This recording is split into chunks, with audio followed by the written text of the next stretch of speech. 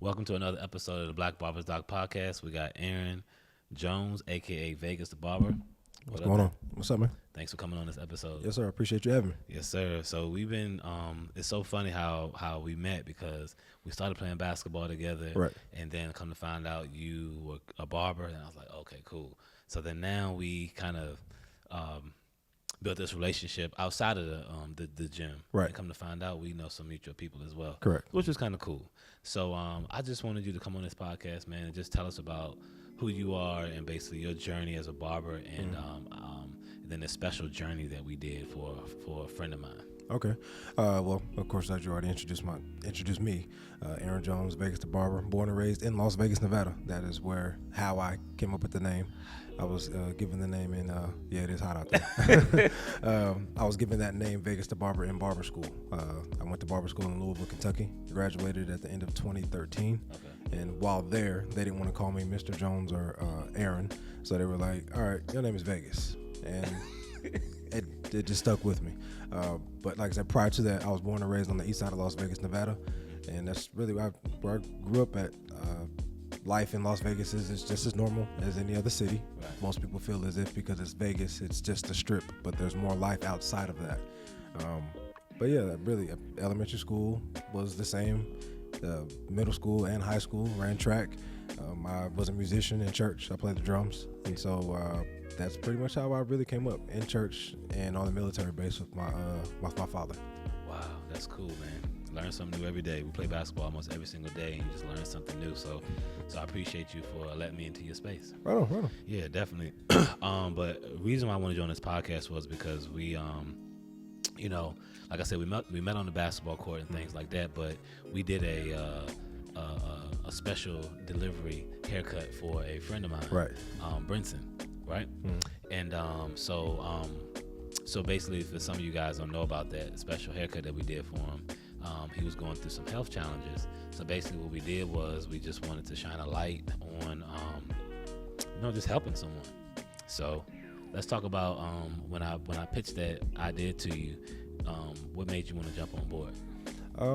As a barber, you are, and as your shirt says, my barber is my therapist. You are a therapist. You are a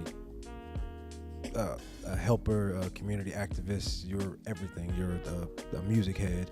You're a politician. You're everything under the sun when it comes to being a barber. You're supposed to know a little bit about everything. And when you presented the opportunity to me, I just said, why not?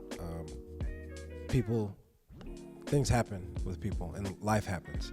And you have to be available to help people if they're not able to get to where you are. So 6 degrees of separation in a way. So you knew me, you knew him, and you knew my skill set, but you hadn't really seen it or experienced it yourself by sitting in the chair.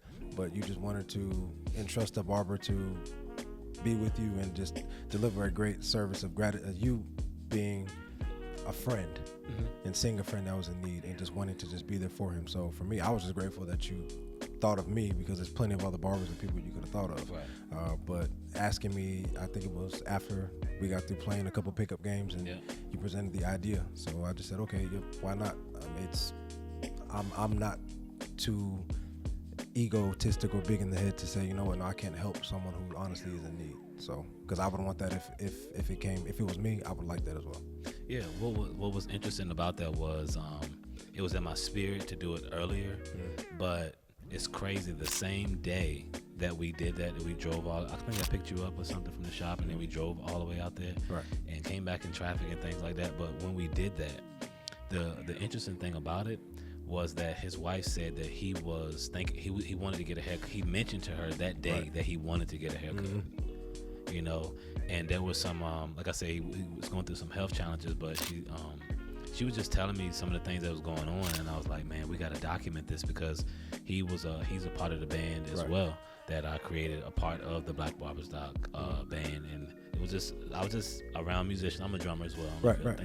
I saw. I was shocked. I was like, okay, I didn't know. Yeah, I played drums all my life, man. Marching band, high school, college, grad school. Same. So when I saw you in church playing drums, I was like, Like he's got a little pocket. Yeah. Okay, got a little pocket on a Sunday. Talking trash on a Saturday in the church pew, on the church in the drum set on a Sunday. Yeah, you already know. That's how it go. That's I'll cool. pocket a couple feels here and there, but That's cool. The fact that you wanted to do that, it shows your spirit. Yeah. And knowing how therapeutic, really the smallest things in the world. We think a haircut is really something just so small and minute. However, that haircut can really change someone's life in that particular moment. It's not just it's the feeling. Yeah. And I do believe that barbering is a calling that you must have. And for me, having that calling and able to just give that, whatever that is that God has given me, and someone can just feel it through the operation of my hands and the gift of my hands, and just delivering a haircut. For you to want that for your friend, that goes to show what type of friend that you are. Mm-hmm. And that speaks volumes. And then you just looking at me and wanting to do so.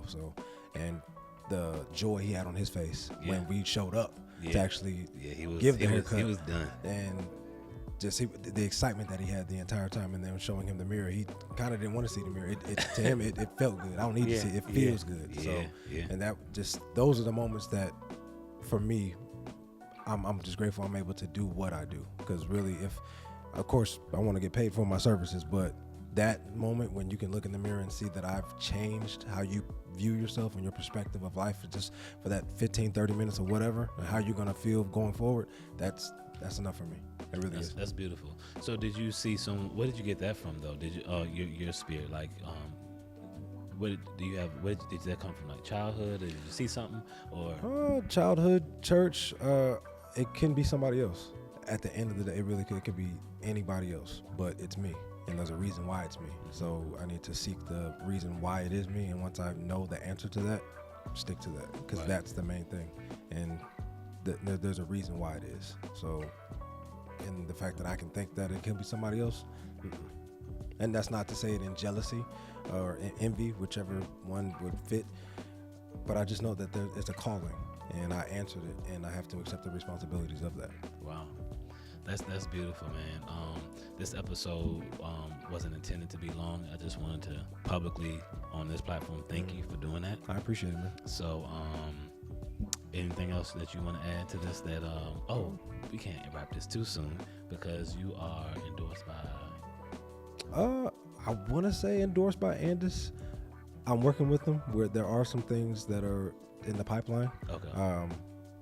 No full official contract has been signed just yet, but there's been a lot of conversation. I have signed a contract for some other things with the company, but no official contract has been signed as far as educational or platform work or anything like that. However, that is the Clipper company team that I rock with, and they rock with me, so I highly encourage that to all the barbers. Any other brand, okay, but Team Andis. But other than that, no, my product line, Gifted Roots Hair Care. Yeah, drop it to the camera. Yeah, Gifted Roots Hair Care. It is officially out. We're working on shipping nationwide right now, so that will be available hopefully by the summer. It's been a long time coming for that, but we're working on it. Small little details that have to be done across all T's, dot all I's. But Gifted Roots Hair Care, it is available at Plush Midtown. You can just follow my socials, Fresh Cuts Done Daily, and you can find everything there. So cool.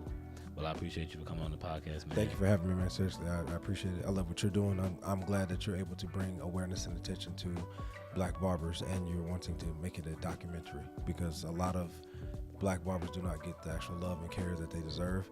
And where the industry is going now, a lot of black barbers are being pushed to the back, and a lot more other races are being presented and pushed to the front. So what you're doing, I greatly appreciate it. Thank you for having me on here, and I'm grateful for it. Absolutely, man. Thank you, man. I appreciate it. Yep. Take care.